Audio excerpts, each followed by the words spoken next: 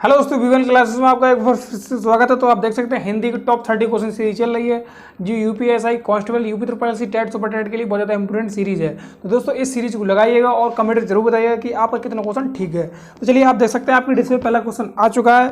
बोलने वाले वक्ता को क्या कहते हैं? ये एक सर्वनाम है, ठीक है। सर्वनाम के कितने भेद होते हैं? सर्वनाम कुल भेद होते हैं 6। कौन कौन से?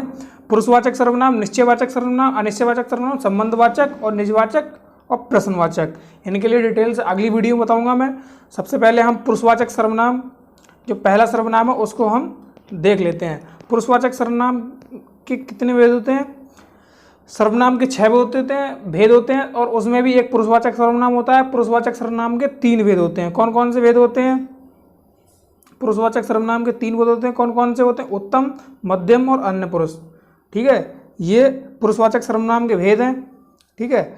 और अब इसकी पहचान कैसे करेंगे, ठीक है ना। बोलने वाले वक्ता, बोलने वाला वक्ता, बोलने वाला वक्ता या पाठक या लिखने वाला लेखक, लिखने वाले लेखक जो उसको उत्तम पुरुष बोलेंगे। बोलने वाला वक्ता या लिखने वाला लेखक, जैसे मैं हूँ, ठीक है, मैं, हम, ठीक है, ये उत्तम पुरुष में आ जाएगा।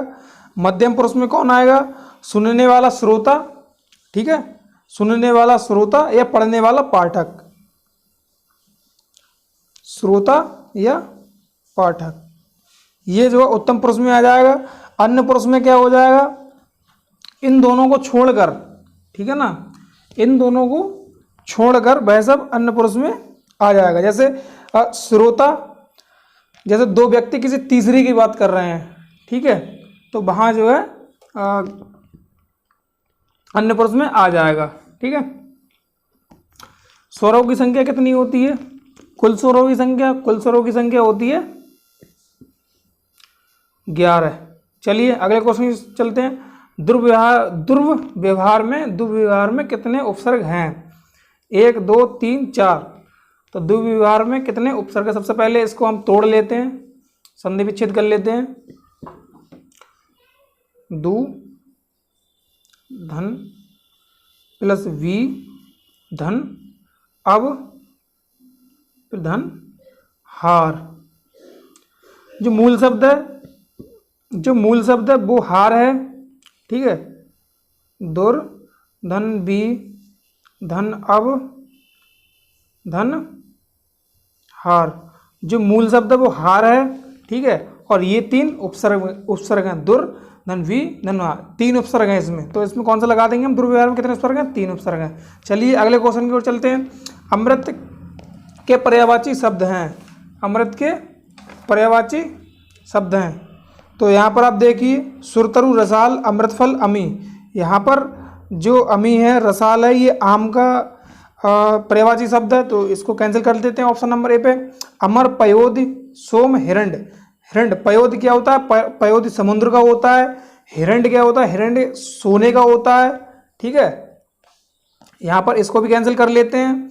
अमी, पयोध, पयोध, पयोध, पावन, ये पावन किसका होता है? ये वायु का होता है, ठीक है। चलिए यहाँ पर भी इसको भी कैंसिल कर लेते हैं। सुधा, पीयूष, सोम, अमी, अमीय।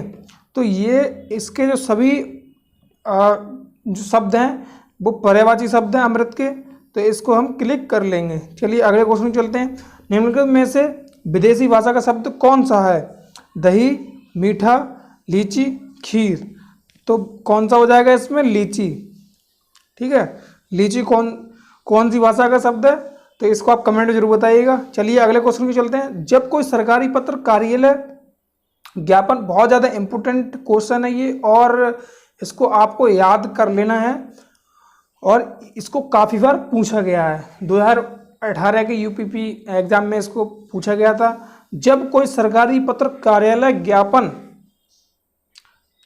ज्ञापन या ज्ञापन एक साथ अनेक प्रसिद्धियों को भेजा जा रहा हो तो उसे क्या कहा जाता है? बताइए। अनुस्मारक, संकल्प, अधिसूचना या परिपत्र। तो जब कोई सरकारी पत्र या कोई ज्ञापन या कोई सूचना एक साथ में अनेक जगह भेजी जा रही हैं, परिस्थितियों में, मतलब जो है लिफाफा वगैरह में या फैक्स द्वारा भेजी जा रही हैं अनेक जगह, तो वहाँ परिपत्र हो जाएगा। क्या हो जाएगा? उसे हम परिपत्र बोलेंगे। क्या बोलेंगे? परिपत्र। और दूसरा क्वेश्चन मैं आपको बताना चाहूँगा, जो अनुस्मारक है, स्मरण पत्र को हम अनुस्मारक बोलेंगे। स्मरण पत्र को हम, ये अभी आगे आएगा, इसको आप नोट कर लेना। जब कोई सरकारी पत्र या कार्यालय को ज्ञापन एक साथ अनेक परिस्थितियों में भेजा जाता है तो परिपत्र बोलते हैं उसे। चलिए अगले क्वेश्चन में चलते हैं। निम्नलिखित में से कौन सा युग्म विपरीतार्थक है? अज्ञ का प्रज्ञ, अज्ञ का प्रज्ञ।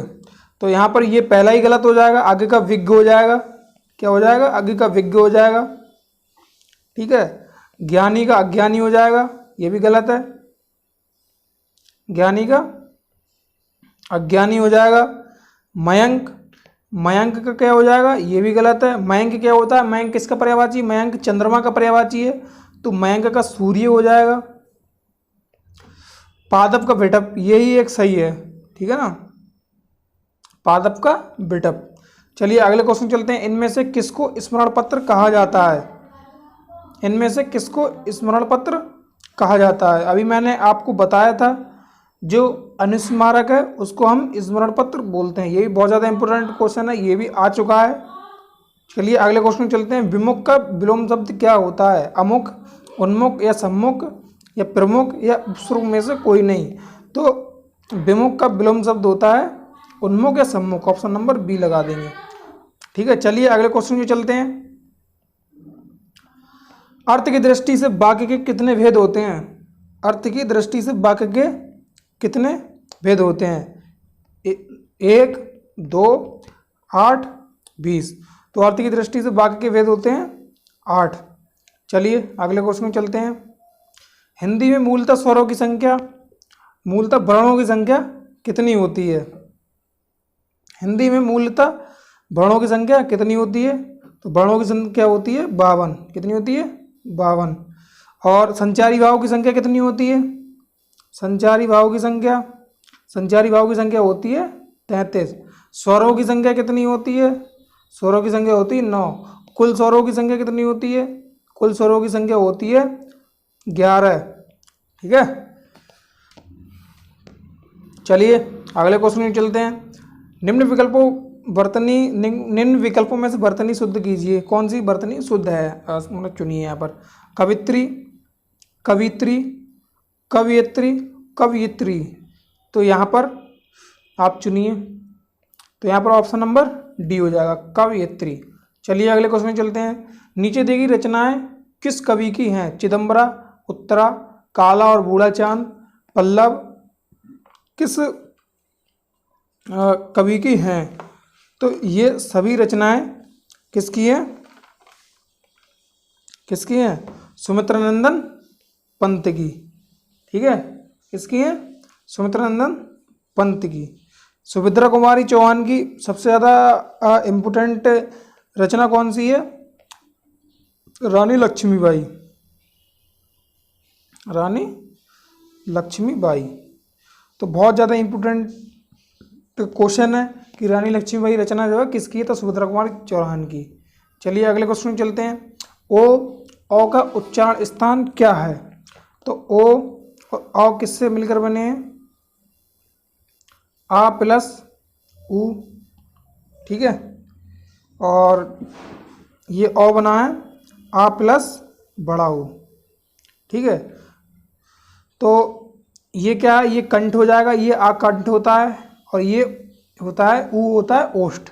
यहाँ पर भी आ कंठ और ये भी ओष्ठ हो जाता है, उ हो जाता है ओष्ठ।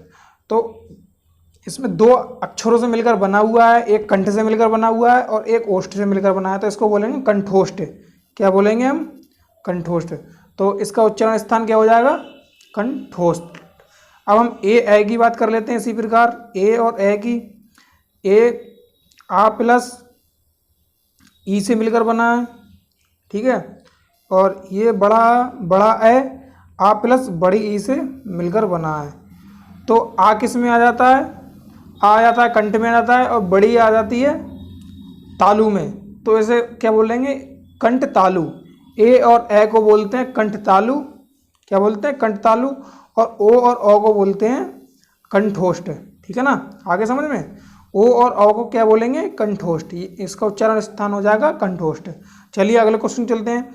निम्न शब्द युग्म के विकल्पों में से कोई एक विकल्प चुनिए, मतलब उच्चारण इनका सेम आ रहा हो।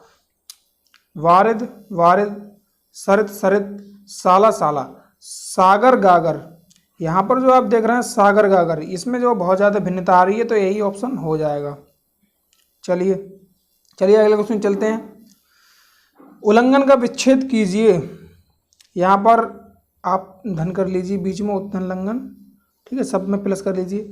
उल्लंघन का संधि विच्छेद कीजिए। उल्न धंगन, उस धन लंघन, उत धन लंघन, उलंग धन अन। तो इसमें कौन सा हो जाएगा, ऑप्शन नंबर सी, उत धन लंघन। चलिए अगले क्वेश्चन चलते हैं। निर्वय में उपसर्ग है, निर्वय में उपसर्ग है, तो कौन सा उपसर्ग हो जाएगा, इसमें हो जाएगा अभिभाव, सॉरी, निर्वय में कौन सा समास है, तो निर्वय में कौन सा समास हो जाएगा, अविभाव समास, निधन में, ठीक है ना, तो यहाँ पर अविभाव समास हो जाएगा। कर्मधारय कैसे पहचानेंगे, कर्मधारय में उपमेय उपमान होती है, या जब हम इसका समास विग्रह करेंगे तो है जो आएगा बीच में, या के समान आएगा, ठीक है, मतलब तुलना, या हम इसको विग्रह करने पर तुलनात्मक होगा, जो है जो शब्द होता है उसको विग्रह करने पर तुलनात्मक दिखाई देगा। जैसे जैसे चरण कमल, ठीक है, मतलब कमल के समान चरण है जिसके, ठीक है, तो यहाँ पर जो चरणों की तुलना कमल से की जा रही है, तो वहाँ क्या हो जाएगा, कर्मधारय समास हो जाएगा, ठीक है। चलिए अगले क्वेश्चन चलते हैं। फिसल पड़े तो हरगंगा, लोकोक्ति का सही अर्थ क्या है। फिसल पड़े तो हरगंगा, मजबूरी में काम आना, नुकसान उठाना, एक साथ दो काम करना, विपत्ति पड़ने पर ईश्वर का स्मरण करना। तो इसमें कौन सा हो जाएगा, फिसल पड़े तो हरगंगे में ऑप्शन नंबर ए, मजबूरी में काम करना। चलिए अगले क्वेश्चन चलते हैं। निम्नलिखित प्रश्न में 4 विकल्प दिए गए हैं, जिनमें से उस विकल्प का चयन करें जो दिए गए शब्द का सही है। राजपूत का राजपूतानी, राजपूताई, राजपूतरी, राजपूती। तो इसमें कौन सा हो जाएगा, तो इसको आप कमेंट में ज़रूर बताइएगा, मैं कमेंट में वेट करूँगा, राजपूत का कौन सा हो जाएगा। चलिए अगले क्वेश्चन चलते हैं। निम्न प्रश्न में से 4 विकल्प दिए गए हैं, जिसमें से उस विकल्प का चयन करें जो दिए गए शब्द का सही स्त्रीलिंग शब्द है। तपस्वी, तपस्वी का सही स्त्रीलिंग क्या होगा, चलिए पहचानिए। तपस्विनी, तपस्विनी, तपस्वीन, तपस्वी। तो कौन सा हो जाएगा इसमें, तपस्विनी, ऑप्शन नंबर ए। चलिए अगले क्वेश्चन चलते हैं। नीचे दिए गए शब्द का सही बहुवचन रूप वाला विकल्प पहचानिए। तो कौन सा हो जाएगा, तलवार, तलवारों, तलवार, तलवारें। तो इसमें ये भी हो जाएगा तलवारें। अगर कहीं पर जैसे तलवारें नहीं लिखा है और केवल तलवारें लिखा है, तो यहाँ ये भी हो जाएगा। तो अगर तलवारें लिखा हुआ है तो तलवारें ही लगाना है आपको। चलिए अगले क्वेश्चन की चलते हैं। ह्रस्व दीर्घ इनमें से किसके प्रकार हैं। तो ऐसे आपको पता ही है, ह्रस्व स्वर दीर्घ स्वर बोलते हैं, ठीक है ना, ह्रस्व स्वर ये दीर्घ के प्रकार होते हैं। किसके किसके प्रकार हैं, ये दीर्घ के प्रकार। और ह्रस्व स्वर कौन कौन से होते हैं, ह्रस्व स्वर होते हैं जैसे आ है, ई है, मतलब जिनको बोलने में कम समय लगता है, ठीक है। तो ह्रस्व स्वर आ है, छोटी ई है, छोटा ऊ है और ऋ है। ह्रस्व स्वर 4 होते हैं। दीर्घ स्वर कितने होते हैं, दीर्घ स्वर 7 दीर्घ स्वर होते हैं। कौन कौन से, आ है, बड़ा आ है, बड़ा ई है, ठीक है, ए है, ऐ है, ठीक है, ओ है, औ है। तो ये दीर्घ स्वर हो गए, ये ह्रस्व स्वर हो गए, 4 ह्रस्व स्वर हो गए, और 7 दीर्घ स्वर हो गए। ठीक है, स्वरों की संख्या, सॉरी अभी मैंने पीछे बोला है वो गलत हो गया है। स्वरों की संख्या 11 होती है। स्वरों की संख्या कितनी होती है? 11 होती है। कुल स्वरों की संख्या 13 होती है। कितनी होती है? 13। व्यंजन कितने होते हैं? व्यंजन की संख्या 33 होती है। ठीक है, और कुल व्यंजन की संख्या 39 होती है। कितनी होती है? कुल व्यंजन की संख्या 39 होती है। ठीक है, और या और वाह, या कौमा वाह को अर्धस्वर बोलते हैं।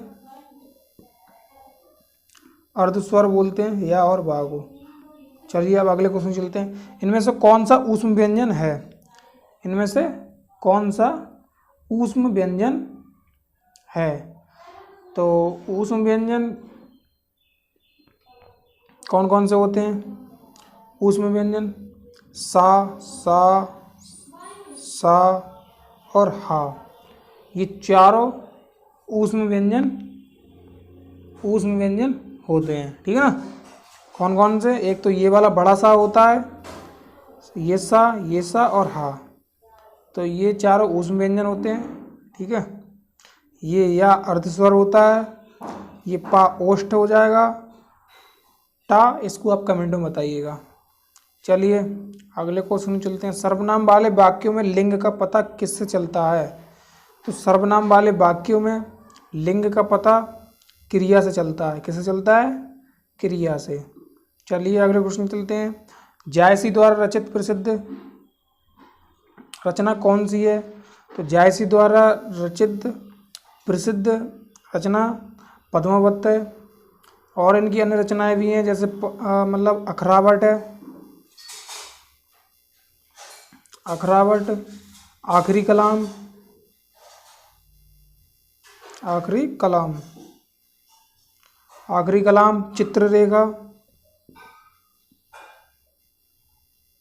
चित्ररेखा, ये इनकी मुख्य रचनाएं हैं। ठीक है, जो सबसे ज़्यादा क्वेश्चन में आती है, सबसे ज़्यादा आती है, वो आती है पद्मावत। जायसी की सबसे ज़्यादा प्रसिद्ध रचना कौन सी है? पद्मावत। चलिए अगले क्वेश्चन की ओर चलते हैं। भारत दुर्दशा किस प्रसिद्ध लेखक द्वारा रचित उपन्यास है? तो भारत दुर्दशा भारतेंदु हरिश्चंद्र द्वारा लिखा गया उपन्यास है। ठीक है, अयोध्या सिंह का पूरा नाम अयोध्या सिंह हरियोध। ठीक है, तो हरियोध इनका सरनेम है। चलिए अगले क्वेश्चन चलते हैं। कर का अर्थ नहीं है। कर का अर्थ टैक्स भी होता है, किरण भी होता है, हाथी भी होता है, पर सूर्य नहीं होता है। बहुत ज़्यादा इंपॉर्टेंट है ये क्वेश्चन। तो कर का अर्थ नहीं होता है, सूर्य नहीं होता है। तो वीडियो कैसी लगी कमेंट में जरूर बताना। वीडियो देखने धन्यवाद। जय हिंद।